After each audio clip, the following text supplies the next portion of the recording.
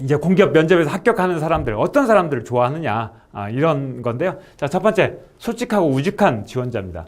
솔직한 거예요. 우직한 지원자예요. 그래서 여기 쌤이 여기다 이제 촌놈 같은 이미지라고 써놨는데, 이제 쌤이 촌놈이에요. 그래서 이제 이런 촌놈이라는 단어를 굉장히 좋아합니다. 그래서 공기업에서 보면 이런 스타일이 굉장히 많아요.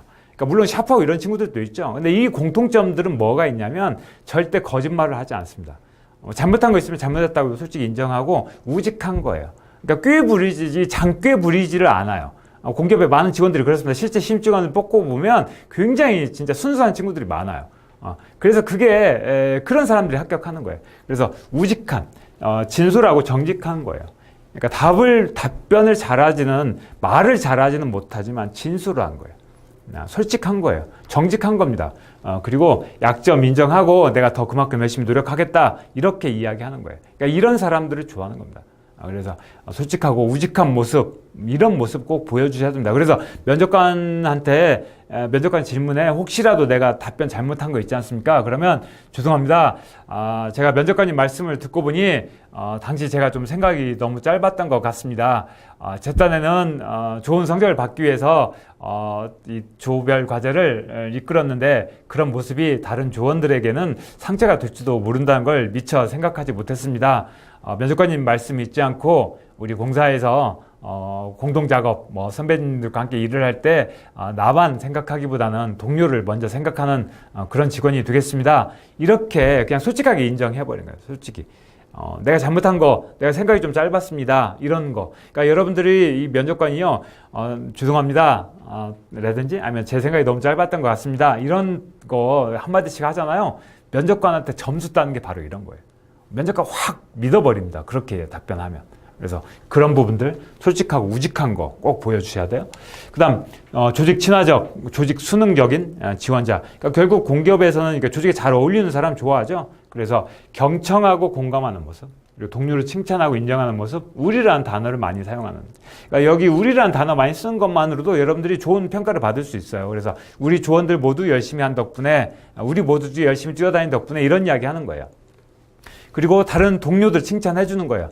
당시 프로그래밍 코드, 그러니까 이를테면 둘이서 조별 과제를 했는데 좋은 성적 받았다 이런 이야기를 하잖아요. 그러면 그 프로그램은 누가 짰어요? 이런 거 하면 여러분들 순간 내가 짰다고, 안 했어도 내가 짰다고 이야기하고 싶은 거예요. 왜? 내가 프로그래밍도 한 줄 안다고 꼭 보여주고 싶으니까. 그게 바로 악수라는 거예요. 그렇게 하는 게 아니라, 저는 실은 프로그래밍 코드는 제가 참여하지 않았습니다. 당시 조원 중에 한 명이 프로그래밍 하나는 정말 잘하는 친구가 있었습니다. 그 친구가 밤늦게까지 열심히 고생해서 잘 해준 덕분에 저전력, 이런 전력 개발, 이런 발전 시스템을 만들 수 있었습니다. 이렇게 답변을 하는 거예요. 그러면 면접관한테 오히려 신뢰를 받는다는 거예요. 그러니까 다른 사람들 칭찬하니까. 그래서 절대 다른 사람들 좀 칭찬을 좀 해주시고 동료를 칭찬하고 인정하는 모습, 이런 모습 꼭 보여주셔야 됩니다.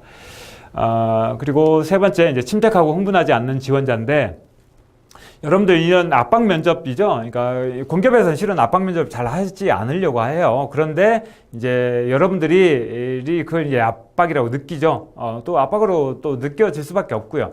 근데 이런 거 이렇게 생각하시면 됩니다. 그러니까 공기업의 업무 특성상 많은 민원인들을 많이 만나셔야 돼요. 많은 고객들을 만나셔야 되다 보니 가끔 그 민원인들 중에 정말 진상 고객 같은 그런 악성 민원인들이 분명히 있어요. 자, 그런 분들 만났을 때 여러분들이 얼마나 잘하는지를 보여준다 생각하시면 쉽습니다. 여러분들이 건보 면접 이런 것들 많이 이제 걱정을 많이 하시는데 이렇게 생각하시면 돼요. 쉬워요. 그러니까 이게 면접을 보러 가는 게 아니에요. 면접을 보러 가는 게 아니라 그럼 뭐 하러 가는 거냐? 여러분들이 이미 건보 직원이 된 거예요. 그래서 건보 직원이 돼서 역할극을 해보러 가는 거예요. 그런데 진상 고객을 상대하는 역할극인 거예요. 그런데 진상 고객이 누구예요? 면접관인 거예요. 면접관이 계속 압박을 하면서 계속 진상짓을 하는 거예요. 하지만 그럴 때 어떡합니까?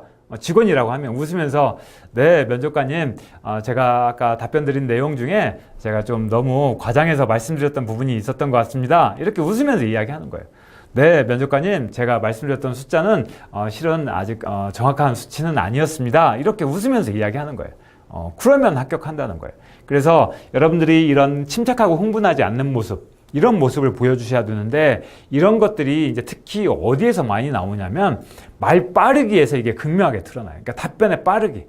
여러분들이 답변을 빠르게 하면 이렇게 흥분한다고 생각하는 거예요.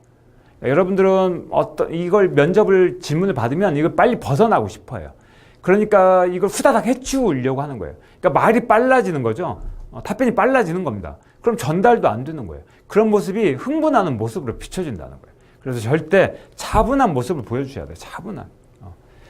자, 자신감 있는 지원자. 내 생각과 이런 것을 소신을 말하는 거예요. 그냥 당당히 말하는 거예요. 당당히 말하고 시선 회피하지 않는 모습. 이게 이제 여러분들이 특히 중요한 부분인데 시선을 회피하는 지원자들이 있어요. 그러니까 뭔가 생각을 하다 보면 자연스럽게 이제 눈동자가 위로 올라가거나 내려가거나 그렇습니다. 그런데 여러분들도 이제 이런 경우 있잖아요. 이제 여학생들 같은 경우에 이제 가끔 남자친구 취조할 때가 있죠. 내 눈 보고 똑바로 이야기해. 어제 어디 갔었어? 이렇게 물어보잖아요. 그러니까 눈을 못 마주친다고 하는 건 그러니까 뭔가 거짓을 말한다고 느끼는 거예요. 면접관도 자연스럽게. 그래서 여러분들이 답변을 준비하거나 답변을 할 때 이 시선을 움직이는 거 굉장히 좋지 않습니다. 그래서 시선이 흔들리지 않도록 면접관의 인중을 보고 여러분들의 생각을 다 이야기하시는 모습을 꼭 보여주시면 되고요. 가끔 가다가 여러분들 막 눈썹, 이를테면 눈꺼풀이 많이 막 깜빡거려요. 막 이런 것들 때문에 걱정하시는 학생들이 제가 굉장히 많이 봤는데 그런 거 걱정하지 마십시오. 여러분들이 눈이 너무 많이 깜빡여요. 이런 거 신경 쓰잖아요. 그러면 눈이 더 깜빡거려요. 그리고 면접관은 그런 거 신경도 안 씁니다. 그래서 여러분들만의 걱정인 거예요. 가끔 면접 스터디 하다 보면 그런 거 가지고 괜히 피드백이랍시고 그런 거 해주는 학생들이 많은데 그런 거 하지 마세요. 그런 거 의미 없습니다. 그래서 대신 시선만 밑으로 빠지거나 그러니까 다른 데를 이렇게 생각한다고 답변을 준비한다고 생각할 때 눈이 좌우로 흔들린다든지 이런 것만 보여주지 않으면 된다는 거예요. 그래서 자신감 있게 여러분들의 생각 당당하게 말하면 그런 사람이 합격합니다. 자, 그다음에 상황 분석과 판단이 빠른 거죠. 그러니까 즉각적인 답변을 할 수 있는 사람인 거예요. 그러니까 질문의 요지를 정확히 이해하고 그다음에 거기에 맞는 여러분들의 답변을 말하는 지원자인 거고요. 또 답변이 즉각 나와야 돼요. 질문하면 바로바로 답변이 나올 수 있도록. 단 주의해야 될 건 질문이 끝나자마자 튀어나가면 안 됩니다. 답변하실 때.